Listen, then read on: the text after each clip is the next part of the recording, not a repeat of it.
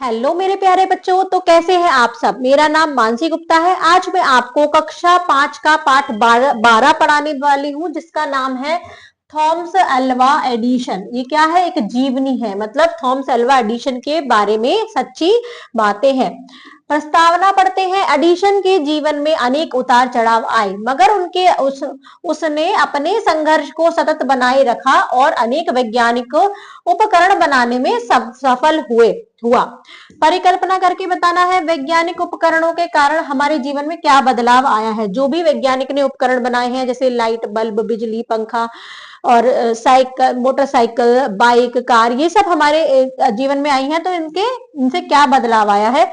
उद्देश्य क्या है ये कहानी, ये जीवनी पढ़ने का? विज्ञान तथा वैज्ञानिक आविष्कारों से अवगत करना, महान कार्य हेतु प्रेरित करना, कि अगर ये महान कार्य कर सकते हैं तो हम भी कुछ ऐसा अलग कर सकते हैं जिससे हमारा संसार में नाम हो। आइए पढ़ते हैं थॉमस एल्वा एडिशन के बारे में। आज विज्ञान का युग है। विज्ञान ने मनुष्य के जीवन को सुगम और सरल बना दिया है। विज्ञान का योगदान मनुष्य के जीवन में प्रत्येक क्षेत्र में है। रेल, तार, मोटर, बिजली, रेडियो, टेलीफोन, टेलीविजन, कंप्यूटर, वायुयान और न जाने कितनी अनगिनत वस्तुएं हमारे जीवन का मुख्य अंग बन गई हैं। अमेरिका में एक ऐसा ही भी वैज्ञानिक हुआ है जिसने विज्ञान के नियमों का सबसे अधिक उपयोग किया। उस वैज्ञानिक का नाम था एडिसन, जिसने मानव जीवन को सुखी बनाने के लिए अनेक आविष्कार किए। एडिशन का उनका पूरा नाम क्या था? थॉमस एल्वा एडिशन था। उनका जन्म अमेरिका के मिलान नामक स्थान पर 11 फरवरी 1847 में हुआ था। इनके पिता सैमुअल एडिशन सेना में नौकरी करते थे। एडिशन की माता का नाम लेंसी एलियंट था। वह स्कूल में अध्यापिका थी। बताइए मन की बात, विज्ञान की कौन कौन सी चीज आपको सबसे अच्छी लगती है? आपको बताना है विज्ञान की कौन सी चीज आपको अच्छी लगती है। बालक एडिशन का स्वास्थ्य अच्छा नहीं रहता था, परंतु उनकी बुद्धि तीक्ष्ण और स्मरण शक्ति अद्भुत थी। वे बहुत ज्यादा जल्दी याद कर लेते थे और समझ लेते थे चीजों को। वह बचपन से ही नए नए विचारों में उलझा रहता था। एडिशन को जेब खर्च के लिए जो पैसे मिलते, वह उनसे विज्ञान की चीजें खरीद लिया करते थे। पाठ से बताइए विज्ञान क्या बन गई है? क्या बन गई है? अभी हमने पाठ से पढ़ा, आज के युग में विज्ञान का युग है, सुगम और सरल बना दिया है, प्रत्येक क्षेत्र में है, ये हमारा मुख्य अंग बन गई है। बालक एडिशन की क्या विशेषता थी? क्योंकि उसकी बुद्धि तीक्ष्ण थी और स्मरण शक्ति अद्भुत थी। बचपन में जेब खर्च के पैसों से एडिशन क्या करते थे कि वो विज्ञान की चीजें खरीद लेते थे। घर में ही विज्ञान का परीक्षण किया करता था। उनकी माता उसे सदा प्रोत्साहित करती रहती थी। एडिशन जब 12 वर्ष का हुआ तो अधिक पैसे पाने के लिए उसने रेलगाड़ी में सब्जी और समाचार पत्र बेचने शुरू कर दिए। रास्ते में जब समय का सदुपयोग करने के लिए उसने रेलगाड़ी में ही एक छोटी सी प्रयोगशाला बना ली। एक बार प्रयोगशाला में परीक्षण करते समय रेलगाड़ी के डिब्बे में आग लग गई। क्रोध में गार्ड ने एडिशन की कनपटी पर एक जोरदार घूंसा जमा दिया। इससे एडिशन कुछ बहरा हो गया, किंतु उसने विज्ञान का परीक्षण करना नहीं छोड़ा। मतलब इतनी तेज मारा कि वो बहरा हो गया, क्योंकि उसके कारण क्या हुआ था? रेल के डब्बे में ही आग लग गई। एडिशन को परीक्षण करने के लिए अधिक धन की आवश्यकता हुई, अतः वह कुछ दिनों के लिए न्यूयॉर्क चला गया। वहां उसने कंपनी में नौकरी कर ली। एक दिन कंपनी की मशीन चलते चलते रुक गई। कंपनी का सारा कारोबार ठप हो गया। मैनेजर ने कई कारीगरों को बुलाया, परंतु कोई भी मशीन को ठीक नहीं कर सका। एडिशन ने मशीन को ठीक करने की अनुमति मांगी। एडिशन ने अपनी कुशल कारीगरी से मशीन को तुरंत ठीक कर दिया। इस पर उसे सब कारीगरों का मुखिया बना दिया। उसको मासिक वेतन $300 हो गया। थोड़े दिनों बाद एडिशन के संकेत भेजने की एक मशीन बनाई, जिसके लिए उसने $40,000 की धनराशि पुरस्कार स्वरूप मिली। इस प्रकार उसकी आर्थिक समस्या का समाधान हो गया। अब वह निश्चिंत होकर अपने प्रयोगों में जुट गया। एडिशन ने अपनी प्रयोगशाला स्थापित कर ली और एक के बाद एक नए आविष्कार करने लगे। वह 20-20 घंटे काम करता था। बाद में एडिशन ने मैंगलो पार्क में एक बहुत बड़ा कारखाना खोला। वह नित्य नए यंत्र बनाने लगा। लोग उसे मैंगलो पार्क का जादूगर कहते थे। एडिशन में एक गुण था, एक गुण यह भी था कि वह अपने कर्मचारियों से मित्रों जैसा व्यवहार करता था। अपने जीवन के अंतिम दिन तक वह पूर्वक अपने काम में लगा रहा। रबड़ के पौधे की खोज के लिए उसे 80 वर्ष की आयु में वनस्पति शास्त्र का अध्ययन किया। अंत में अमेरिका में ही पाया जाने वाला एक ऐसा पौधा खोज निकाला जिसमें रबड़ तैयार हो सके। पाठ से बताइए, एडिशन ने कितने वर्ष की आयु में रबड़ के पौधे की खोज की? 80 वर्ष की आयु में। एडिशन द्वारा बनाए गए कुछ प्रमुख यंत्रों के नाम बताइए। अभी हम और पढ़ेंगे। प्रमुख यंत्र ये है बिजली का बल्ब, सुई तार, लेखन यंत्र, फोनोग्राफी आदि। एडिशन को अमेरिका के राष्ट्रपति द्वारा भवन, आगे पढ़ेंगे इन प्रश्नों का उत्तर देने के लिए। एडिशन द्वारा बनाए गए कुछ प्रमुख यंत्र इस प्रकार है: बिजली का बल्ब, सुई तार, लेखन यंत्र, फोनोग्राफ आदि। इसके अतिरिक्त उन्होंने ग्राहम बेल द्वारा बनाए गए टेलीफोन में भी अपेक्षित सुधार किए। फोनोग्राफ के लिए उनको अमेरिका के राष्ट्रपति द्वारा राष्ट्रपति भवन में सम्मानित किया गया। 84 वर्ष की आयु में सन 1931 में इस महान वैज्ञानिक का देहांत हो गया। यद्यपि एडिशन की जीवन ज्योति बुझ गई, तथापि उसके द्वारा दिया गया बिजली का बल्ब आज भी जगमगा रहा है। मतलब जो हम बल्ब देखते हैं वो उसका आविष्कार किसने किया था? एडिशन ने ही किया था। अब हम इन प्रश्न को देख रहे थे, आइए देखते हैं फिर से क्या प्रश्न है। एडिशन द्वारा प्रमुख कुछ यंत्रों के नाम बताइए, जिसमें कौन कौन से हैं?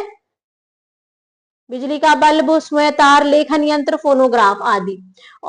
एडिशन को अमेरिका के राष्ट्रपति द्वारा राष्ट्रपति भवन में क्यों सम्मानित किया गया? फोनोग्राफ के लिए उन्हें राष्ट्रपति भवन में सम्मानित किया गया। एडिशन का कितने वर्ष की आयु में निधन हो गया था? 84। बिजली के बल्ब का आविष्कार किसने किया था? एडिशन ने किया था। आइए चलते हैं शब्द पिटारा, जिसमें पहला शब्द है युग, मतलब जमाना काल, सरल मतलब आसान, योगदान मतलब मदद या सहायता, अनगिनत मतलब असंख्य, अंग मतलब भाग, आविष्कार मतलब खोज, तीक्ष्ण मतलब तेज, अद्भुत मतलब अनोखी, परीक्षण मतलब जांच परख, प्रोत्साहित मतलब उत्साहित, क्रोध मतलब गुस्सा, कारोबार मतलब व्यापार, मुखिया मतलब प्रधान, पुरस्कार मतलब इनाम, समाधान मतलब हल, नित्य मतलब प्रतिदिन, यंत्र मतलब मशीन, देहांत मतलब मृत्यु। आइए चलते हैं अगले पृष्ठ पर। अगले पृष्ठ पर है अभ्यास प्रश्न, जिसमें पहला प्रश्न क्या है? लिखित है। निम्नलिखित प्रश्नों के उत्तर लिखिए। एडिशन किस देश के वासी था? एडिशन किस देश का वासी था? अमेरिका। एडिशन का स्वास्थ्य कैसा एडिशन का स्वभाव कैसा था उनकी? वह बुद्धिमान,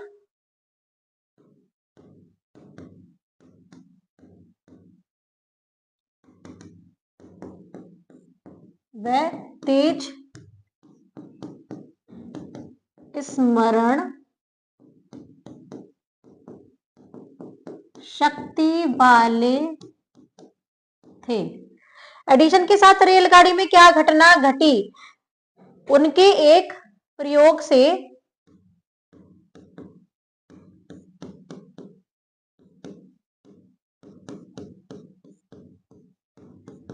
डब्बे में आग लग गई।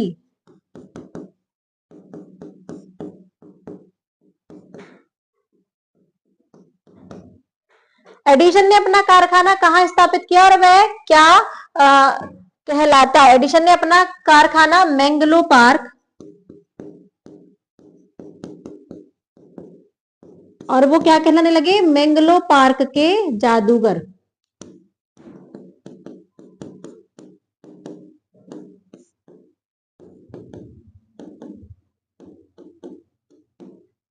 एडिशन द्वारा बनाए गए उपकरणों का वर्णन कीजिए। आइए इसका उत्तर देखते हैं। एडिशन ने क्या क्या उपकरण बनाए?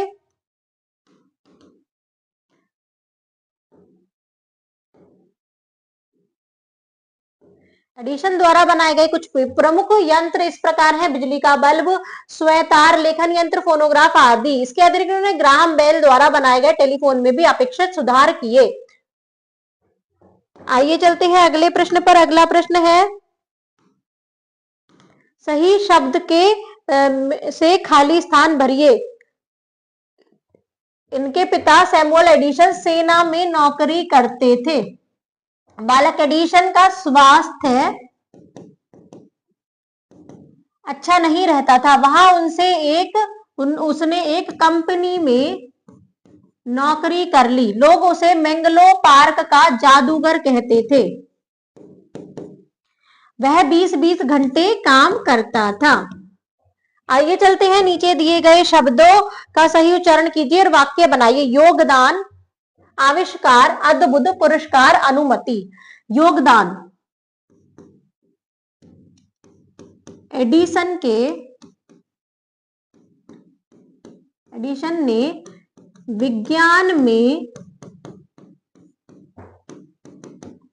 विशेष योगदान दिया है।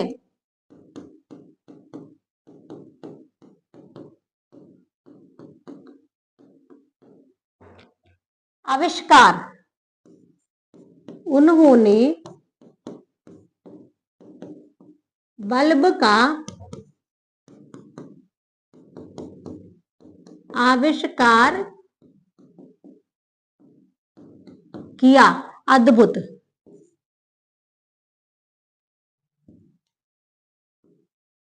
उनकी स्मरण शक्ति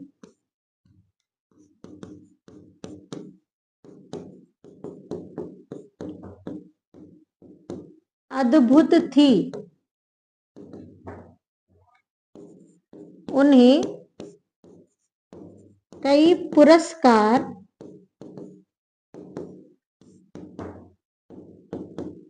मिले।